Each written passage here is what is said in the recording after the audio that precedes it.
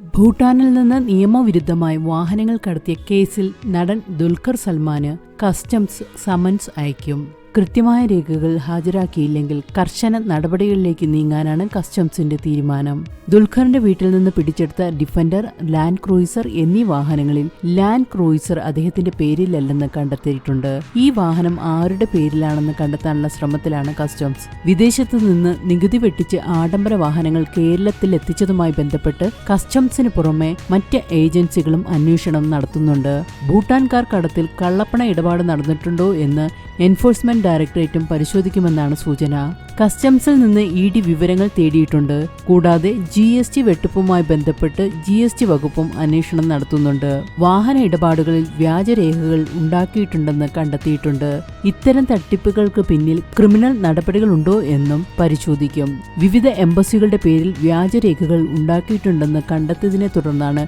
കേന്ദ്ര സർക്കാരിനെ അന്വേഷണ വിവരങ്ങൾ അറിയിക്കുന്നത്.